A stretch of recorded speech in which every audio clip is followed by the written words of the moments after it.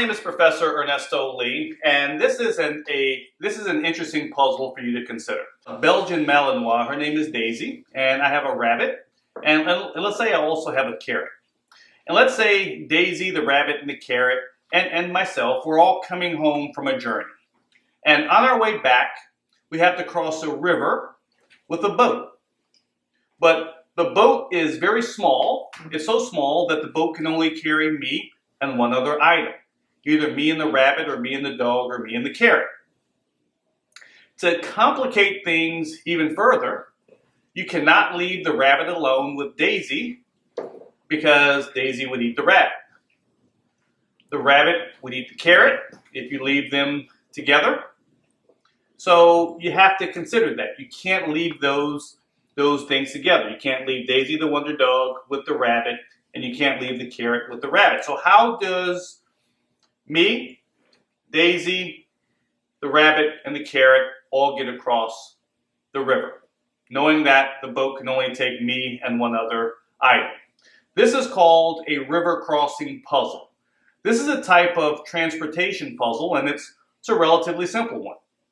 And I'm sure that if you think about this, you can probably solve this with a minute of thinking.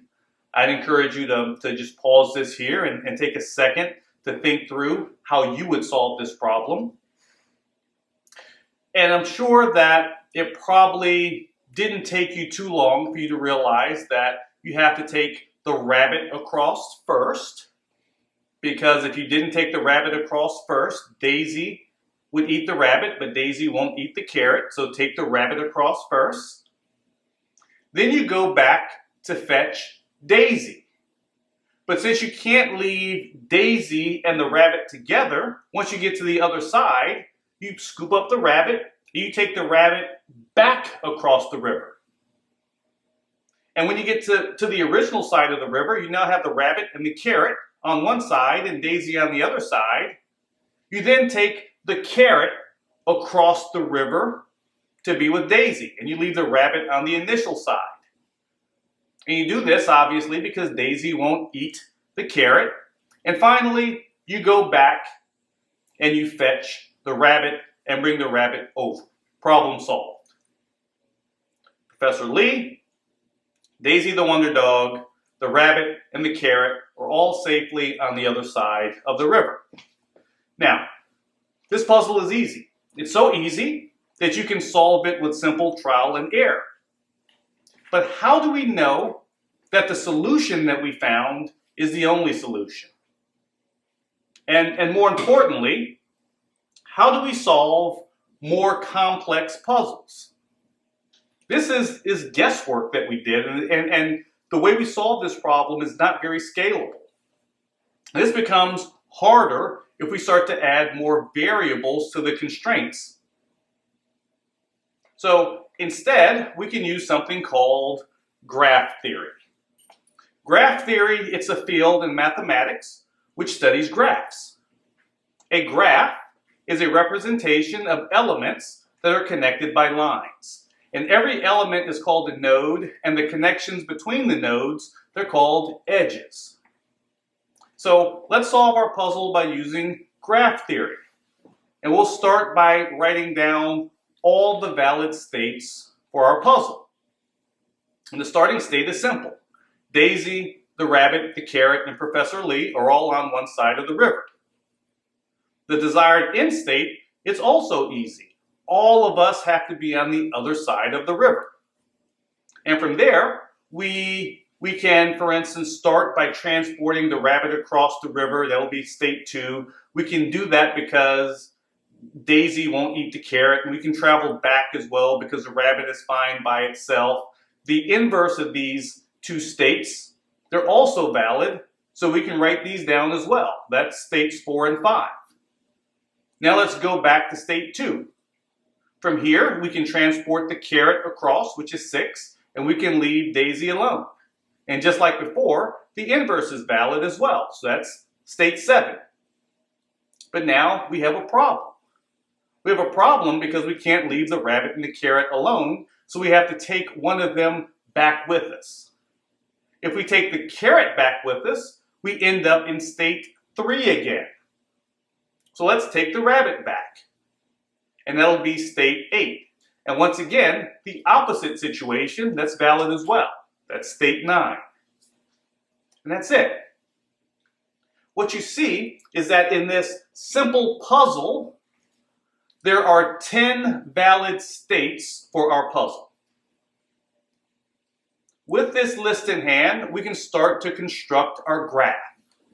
And we start by creating a node for each of the possible states of the puzzle, and we're going to connect those nodes if we can move between those two states. What I like to, the way I envision it as I think of the game, Miss Pac-Man. Same exact thing.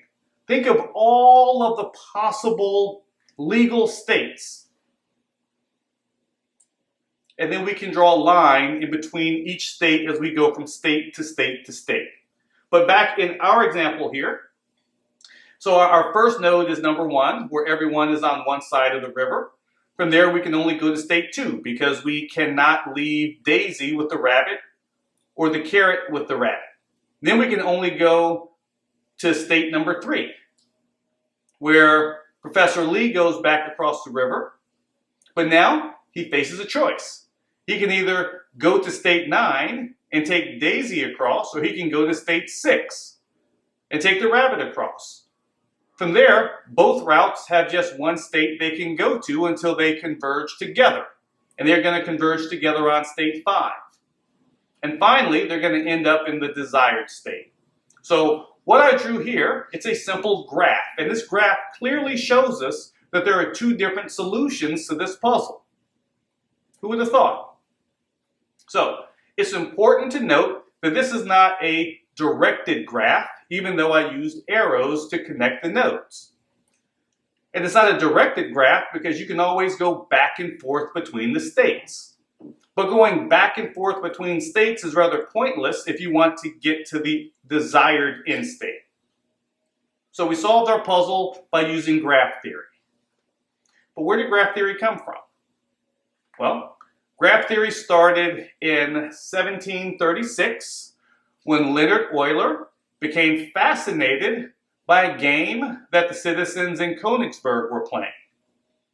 The city is built around a river, and this river had 7 bridges that connected the different parts of the city together. And the citizens were trying to walk around the city by crossing all 7 bridges, but never crossing the same bridge twice.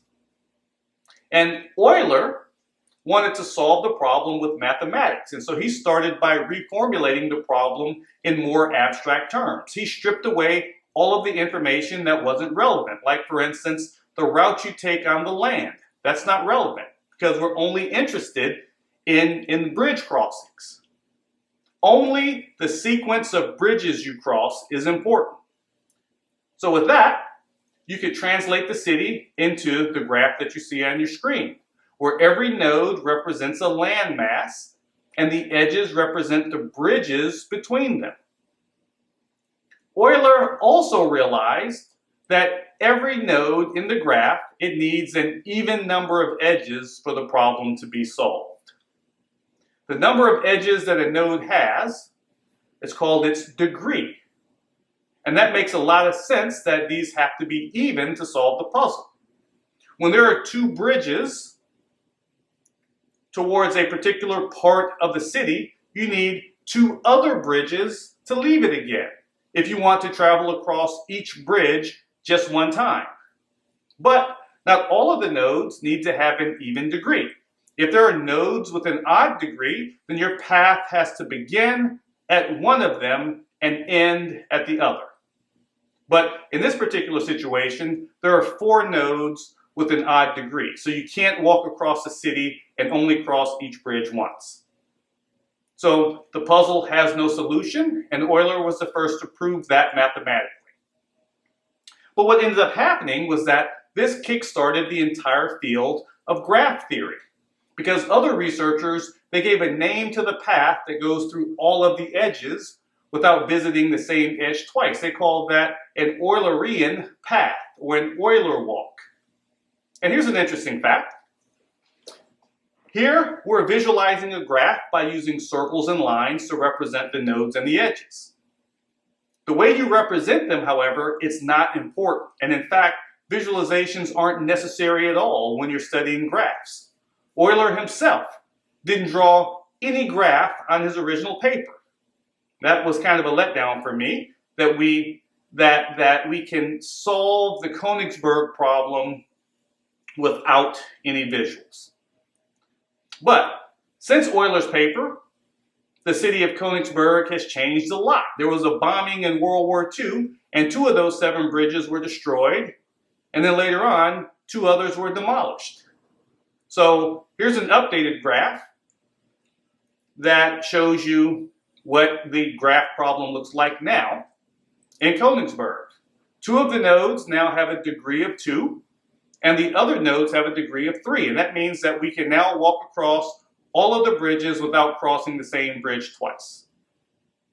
That is, if we begin on one island and end on the other. So, with graph theory, you can solve transportation puzzles. But what else can you solve? How about if you want to navigate around the city? Navigation software, like Google Maps, they use a graph to represent the road network and to calculate the fastest route to your destination. Every road is obviously represented as an edge that has a certain weight. And that weight could be the travel time or the distance of the road. And so you could find the shortest or the fastest route between point A and point B. And we can solve that by using a graph algorithm. You can also consider the fact that Uber uses graph theory extensively. You can also think about Apache Spark if you're into big data. Apache Spark. Spark is built exclusively on directed acyclic graphs, where they optimize which resources can be used to run Spark jobs. Or how about this? Think about social networks. They use graphs to visualize the friendships between people, the relationships between people. Or cryptocurrencies like IOTA. They use directed acyclic graphs to store transactions. So to summarize, graph theory can be applied to a bunch of topics, and it can solve some very interesting problems. One of the more interesting recent problems that's being solved by graph theory is GraphQL, which is an extension of REST APIs.